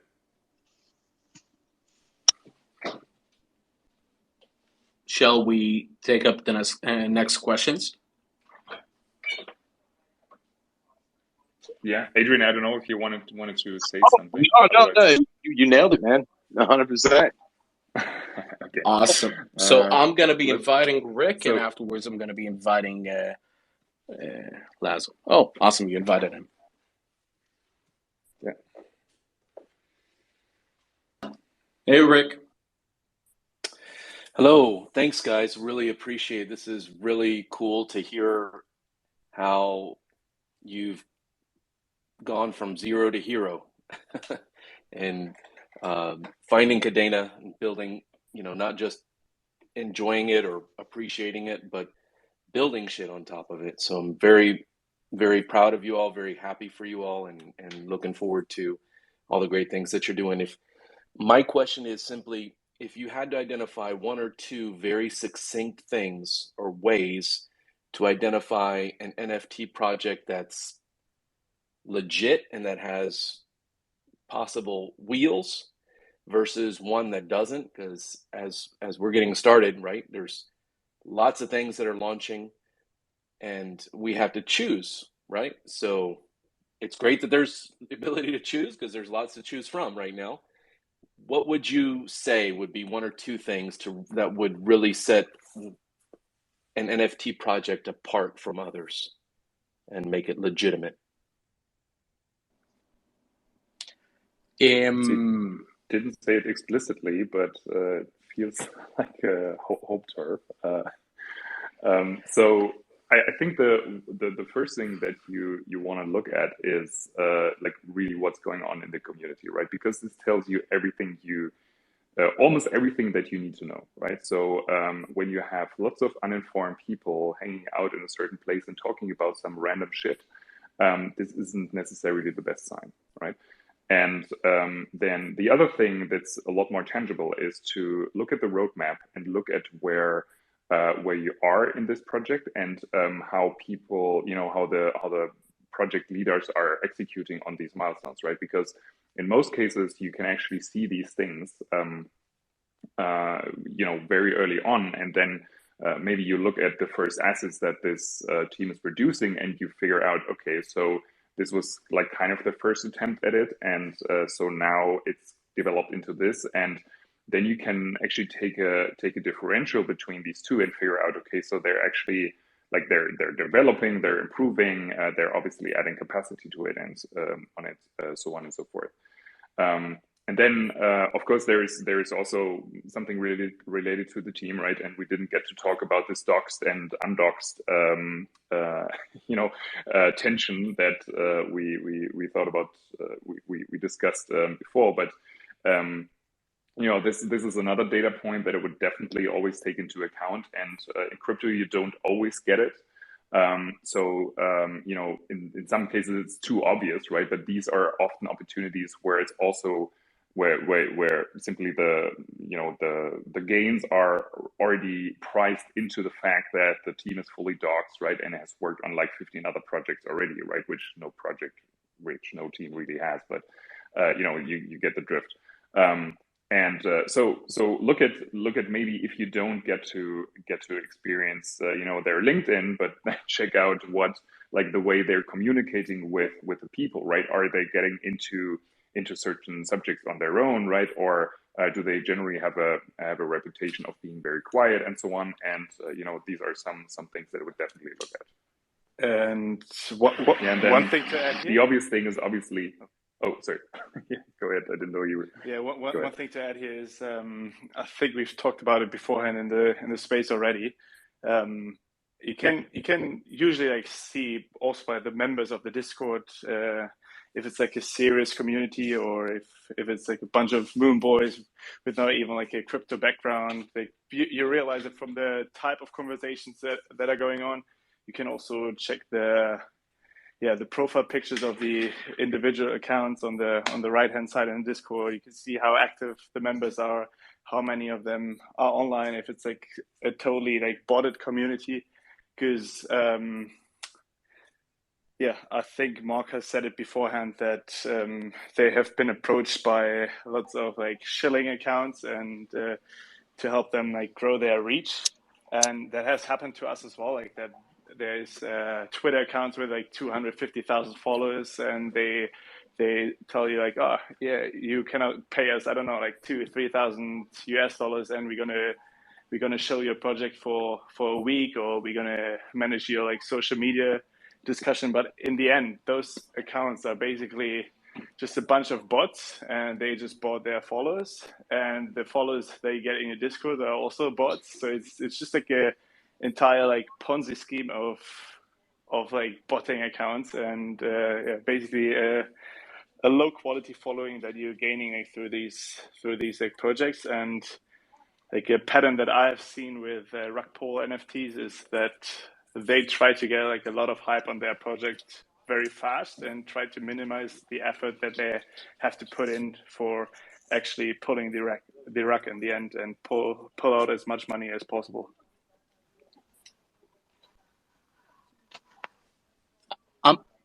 I'm going to be adding a bit to that concept, because two things. First of all, when it comes to being doxed and undoxed, initially when we started developing mock, I told my partners and the rest of the team that I don't want the team to be doxed, mainly because I don't really give a damn about them. I just care about me, and I'm a very private individual.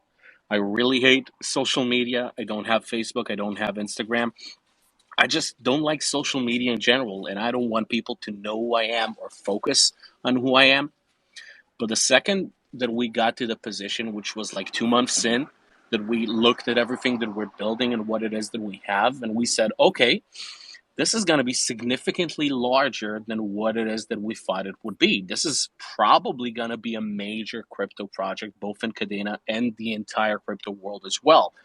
And at that moment, we said, we don't have another choice. When you're dealing with money or when you have investors, you got to be accountable towards your investors, right? They got to be able to come to you, look at you in the face and say, okay, you screwed us or you did this to us, and you're going to be able to handle it, right? And I think these days in crypto, too many projects feel comfortable avoiding that type of accountability. And we're not interested in that. We said, okay, we want to be able to face everything, good or bad. And for us to be able to do that properly and actually provide the most value to our investors, they got to know who it is that we are to be able to decide whether or not Mach is worth investing in. The second thing I wanted to comment on relates more to the type of roadmap. People got to watch out for roadmaps, because roadmaps are so easy to just bullshit on, because it doesn't matter what it is that you're going to build in the future. It matters what it is that you're doing now and what you have on the plate. I can tell you right now that Mach is going to have an infinitely scalable blockchain of its own. Does it mean that it's going to happen? No. But many times projects will just say whatever it is that they need to say to generate as much hype as possible. And that type of hype might be extremely hollow. So that's something to look out for. And more than that, I really can't comment, because I'm not in a habit of investing in too many NFT projects.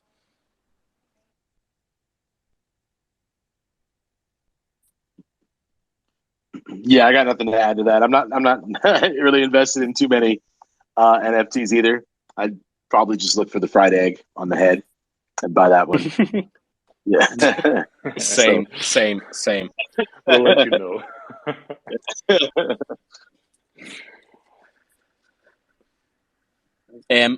Okay. Rick, so we I'm have assuming you're done. Yeah, go ahead, Edie. Yeah, so Rick, if you want to ask another question, then shoot out. Otherwise, we take Lazo skill. No, I'm all done. I just want that special miner Cappy with that pickaxe on his shoulder that I told you about, man. You are not gonna get it. I'm not giving it to you. Forget about it. Forget about it. You're not getting it. Maybe we can make We're a deleting mole all pickaxes. themed. It's not a mole. Stop calling it Take a my mole. goddamn money. No, I don't want your money. Yeah. Maybe a mole on the shoulder of a slayer. That could be something, right? Then he has the egg. Amazing inspiration. Okay, Lazo Okay. skill. Hit it off. Thanks, Rick, for the question. We've seen you before a few times already, right? So that's awesome to keep seeing you again. Amazing. Let's keep it up.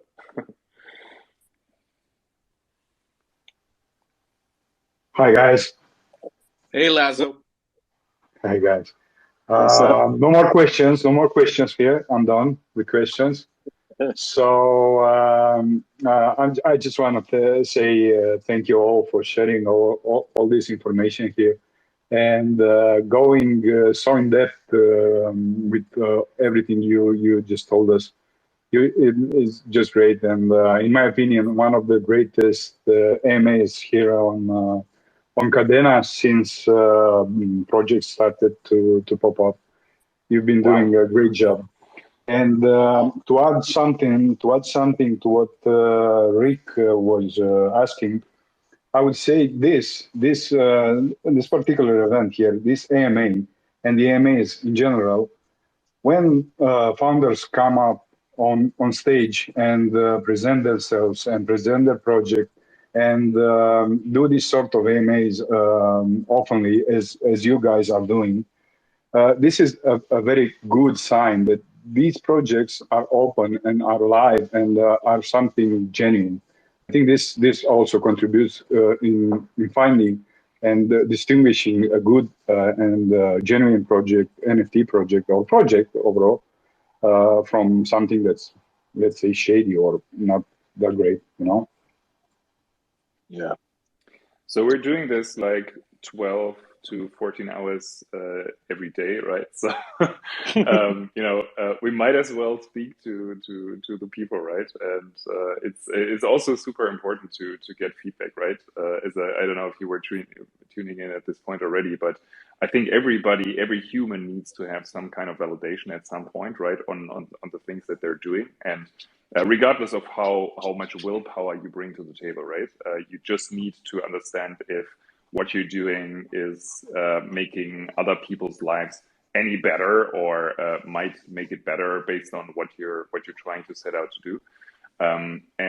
So I think this is really sometimes, when we're planning these spaces, I'm thinking, oh geez, like, can we really do another one of these, right? Aren't people fed up with it? So this is really my thinking about it, right? It's more almost a service to us, that we're allowing ourselves. And I think this kind of validation is actually super, super, super important for everybody else who's starting to build something and doesn't know exactly what to do, right? And there are very few people in this world who say this and are actually right about it. Yeah. Thank you.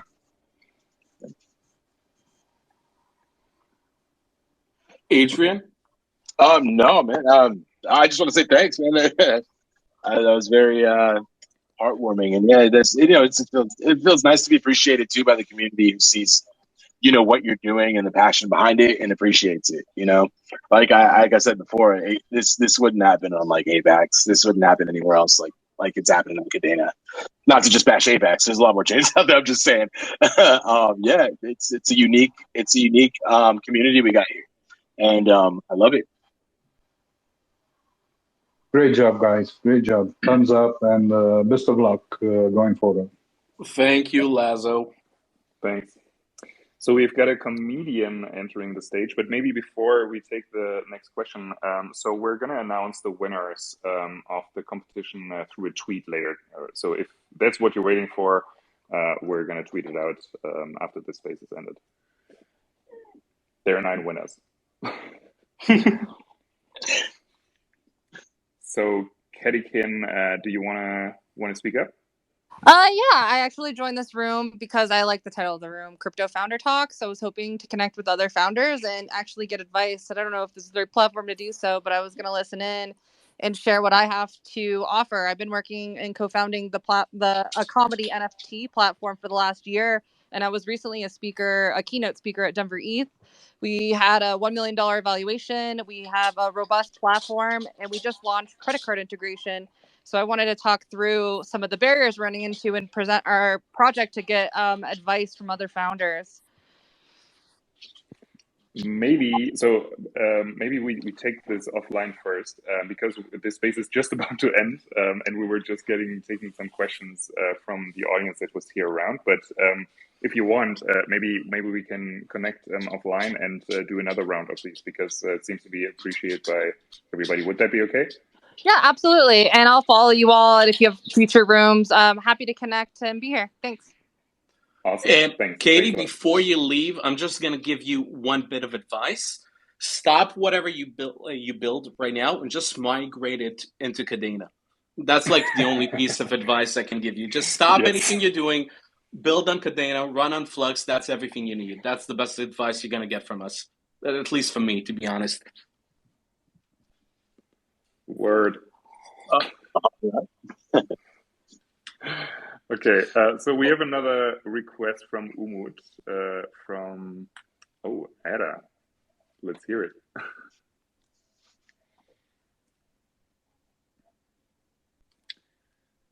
Thanks for all the questions so far. That is what makes it lively. Umut, great to have you on stage.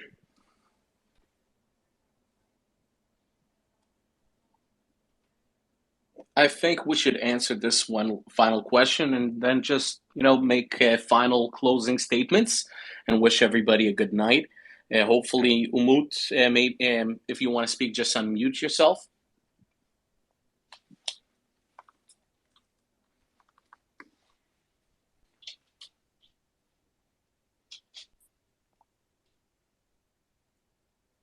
Or maybe not.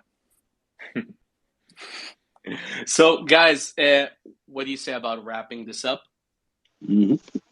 Let's Yeah. do it. Any final things you want to tell our audience before we wish them goodbye for today? I guess Yeah. I'll go first because I got to use the restroom anyway. Hey, I just really appreciate it. Anybody who messages us and gives us any feedback or any constructive criticism, just the fact that your guys' eyes are out there in the Kadena space, looking at these projects and caring enough to even just give us your valuable feedback means a lot. And we're gonna. Well, as far as Docushield goes, we're gonna keep trucking and try to put out something amazing for everybody. So definitely be on the lookout. We got a lot of announcements coming up in the next week or two. So thank you guys. Alpha Slayers? Yeah, I don't want to repeat the whole thing, but everything that was just said perfectly reflects this. So really appreciate about this whole community and everything. And it might not feel this way, but every time we get some kind of signal, whether it's good or bad, this is actually extremely helpful, right? And keeps us moving. So keep it coming. And we're also going to do another AMA later this week, so probably looking at Friday or Saturday. And we're going to announce it through our Discord and Twitter. So if you want to dive a little bit deeper into certain aspects, which might make sense because it's a little bit more complex compared to the general NFT project, then we're happy to have another discussion there. And yeah, thanks to the mock, not the moles, but awesome opportunity, and thanks for having us. Really, really appreciate it. And also the whole conversation leading up to it. I mean, I can only repeat, like, this was absolutely mind blowing, and I felt like this was going to be a really good thing, and I hope that many people thought the same, and enjoyed the time being here with us and listening to you all. So thanks again, also to you. Amazing. I'm just going to give my final remarks, and with that, we'll finish for today. First of all, thank you very much, guys, both Alpha Slayers Club and Docushield, for joining us. First of all, the idea of having like a crypto founder talk, a bit less about the projects and more about what it's like to be building something like that, actually came from the Alpha Slayers Club, so kudos to them. The idea of actually not talking so much about the projects and what we do as projects and more about what it is that we build specifically and how it's like to build is something that, to be honest, I really much like, because we're currently at a very, very interesting point in this ecosystem in which all of us are just looking upwards at Kadena to see, okay, what is Kadena doing now? What is Kadena doing next? And when we started building Mock, it was because we said, hey, it doesn't matter what Kadena is doing. Kadena is doing amazing things. They will continue doing amazing things. But ultimately, if we do want to succeed, all of us together, there are a few things that we got to do.